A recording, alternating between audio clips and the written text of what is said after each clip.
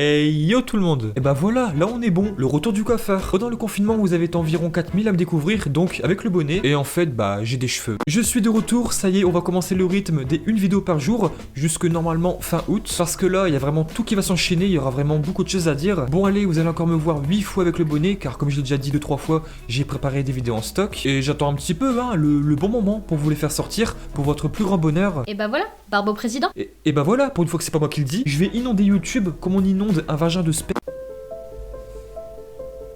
Vidéo démonétisée. J'avais une capote. Alors, juste avant de commencer, je reçois encore beaucoup de messages pour le maillot du concours, hein, ça fait déjà 2 semaines que c'est terminé. Le gagnant a été tiré au sort et choisi. Le maillot, je vais l'envoyer dans les prochains jours. Là, les 2 semaines qui ont précédé avec le confinement, c'était très compliqué. Mais là, c'est bon, les postes ont réouvert. Mais vous avez encore la possibilité d'avoir tous les maillots vraiment pas chers. Les maillots sont de très bonne qualité, hyper propres, très belle finition. Vous avez vraiment tout, les maillots, les shorts, les survêtements, les chaussettes. Et vous pouvez aussi rajouter des petits patchs, votre nom derrière. Donc voilà, les prix sont vraiment très bas. Et si vous voulez des renseignements, tout est dans la description. Le foot allemand a repris, du coup j'ai mis le maillot du Bayern.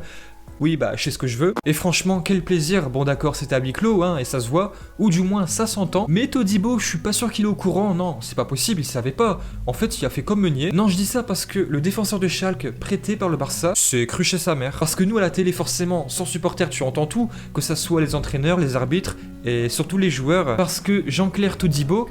Jean-Claire...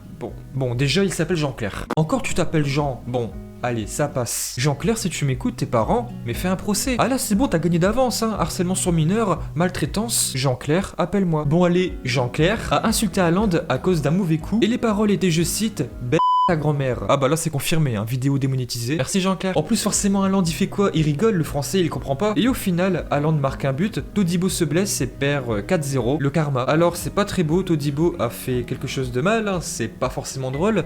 Il s'est blessé, il appartient au Barça, c'est pas une bonne nouvelle, mais j'en rigole. En fait j'arrive à en sourire et à en rire parce que je suis tellement content que le foot est repris. Et puis franchement, hein, pour moi, tant que Messi va bien, tout va bien. Ça va toi? Après d'accord, c'était à huis clos, la Liga c'est pas encore officiel, mais... ça arrive tout doucement. Alors vous allez me dire, mais Barbeau, comment t'as fait pendant ces 3 mois sans match de football? Et bah c'est très simple, j'ai plusieurs livres sur le Barça, que ce soit sur Cruyff, Messi, Iniesta et même bien d'autres. J'en ai profité pour faire quelques petites recherches et même sur internet, hein, c'est toujours assez intéressant, enrichissant. Dortmund a gagné 4-0 et le Bayern 2-0 contre l'Union Berlin. Alors durant le confinement, d'accord, les joueurs s'entraînent, hein, ils ont des salles de sport chez eux, des nutritionnistes, des coachs. Et bah franchement, ça devait pas être évident non plus parce que tout ce qui est automatisme, les 1-2, respirer le foot, tu vois, bah tout seul tu peux pas. Tous tes petits duos, les automatismes, t'as pas pu les travailler. Et pour moi c'est le plus important. Donc oui, chez eux ils ont pu travailler un petit peu l'explosivité, le travail physique, mais rien ne vaut un match de football ou même un entraînement collectif. Ce week-end en Allemagne, forcément Dortmund et le Bayern restaient favoris. C'est pas une surprise. Mais attention, parce que les cartes étaient un petit peu redistribuées.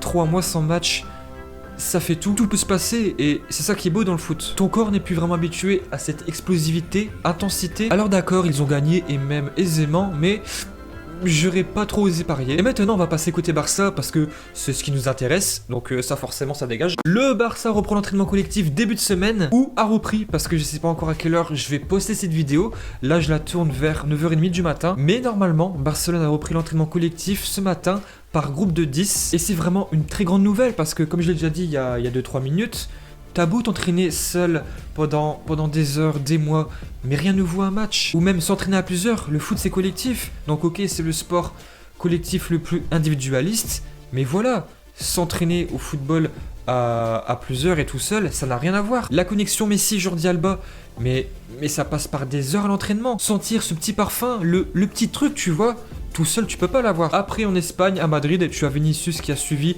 un programme assez strict, inspiré de son idole Cristiano Ronaldo. Donc même si s'entraîner seul est important, rien ne vaut un entraînement collectif. Et ça, même niveau mental, se retrouver, ça doit leur faire un bien fou. Donc ok, hein, ils sont pas à se plaindre, la maison de Messi, donnez-la moi et je me confine quand vous voulez. Vas-y, fais pas ton chien. Et tout ça, ça veut dire que la Liga va reprendre, c'est pas encore officiel, mais ça y ressemble. Parce que sinon, je vois pas l'intérêt de reprendre l'entraînement si ton prochain match c'est dans 3 mois, en fin août. Alors selon les dernières rumeurs, la fin du championnat va se jouer entre mi-juin et mi-juillet, avec des matchs tous les 3 jours.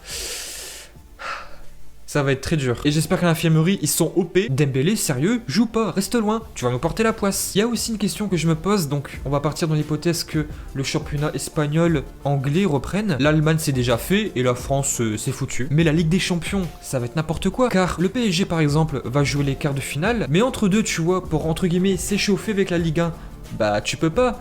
Et la différence de rythme avec les autres championnats va être énorme. Surtout que si c'est comme prévu et que la Liga joue tous les 3 jours, ça va être un gros bordel. Mais après, je me dis aussi que Lyon est encore qualifié. Ils doivent jouer le quart retour contre la Juve. Mais la Ligue 1, c'est terminé.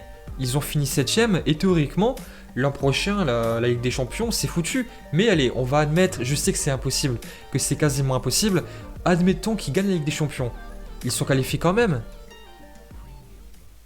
Et bah voilà, Barbeau président. Oui, je sais. Ah oui, il y en a là-dedans. Donc oui, je sais, c'est un petit peu impossible. Mais voilà, c'est juste pour vous dire toutes ces incompréhensions. Il y a beaucoup de choses qui sont incohérentes. Alors je sais, ils ont dû prendre des décisions rapides. Des fois, ça a été mal fait. Et après, normalement, aux dernières nouvelles, la Ligue des Champions, ça sera mi-août et fin août. Et normalement, à cette période-là, tu as quoi? Tu as aussi le mercato. Alors comment ça va se passer? Est-ce que tu pourras pas signer avec un club avant d'avoir terminé ton dernier match? Ça va être super compliqué. Sinon, ça fait environ 10 jours que je vois une rumeur.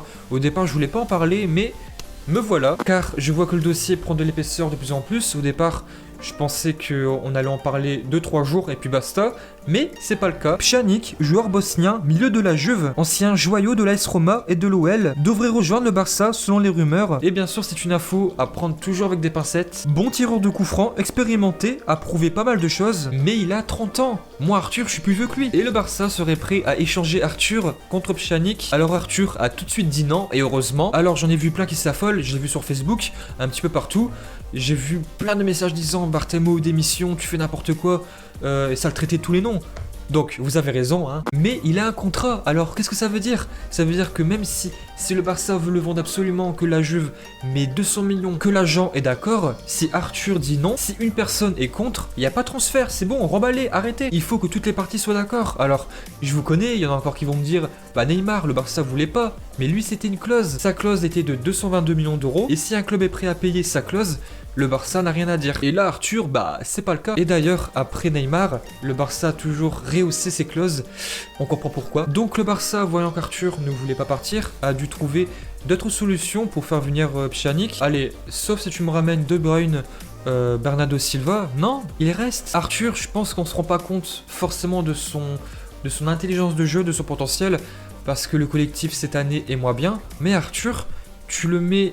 Cet Arthur-là, tu le mets exactement dans le Barça de 2015, il fait un pétard. Donc je disais, le Barça, moi je comprends pas trop pourquoi, veulent absolument Pjanic. Ils voudraient tout simplement mettre Semedo dans le deal. Mais là où je suis plutôt sceptique dans cette transition, c'est que le Barça donnerait seulement Semedo, alors que la Juve donnerait 2 joueurs, Pjanic, Mattia Desquiglio, toi aussi fais un procès, et 25 millions d'euros.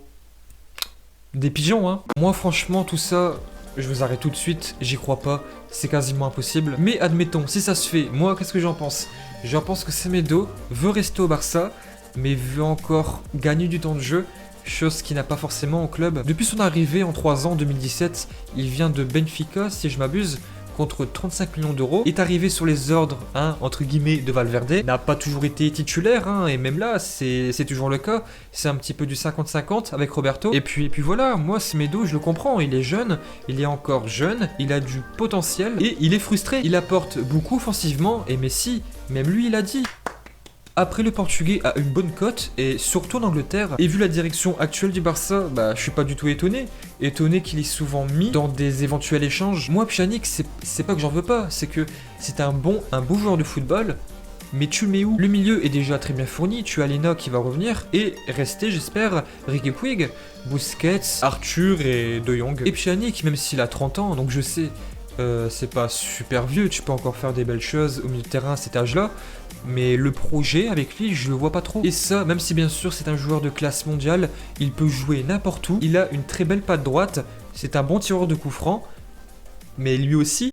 Après moi, si je suis lui, au Barça s'ils me veulent. Moi je dis oui. Il a joué en France, là en Italie ça fait presque 10 ans qu'il est là. Donc à 30 ans tu peux encore t'offrir un beau challenge. Et niveau médiatisation ça n'a rien à voir. Mais je vous pose encore la question, Pjanic tu le fais jouer où? Donc ok il est très polyvalent, il peut jouer en 6, 8 ou 10.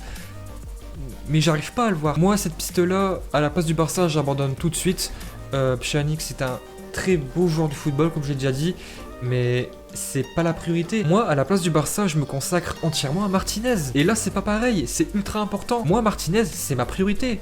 Tout de suite c'est fait et au mieux ce sera. Ensuite un défenseur hein, et je m'attends au pire parce qu'Umtiti a rechuté et Jean-Claire bah il insulte des mères. Donc voilà, sinon je suis super content, le foot a repris.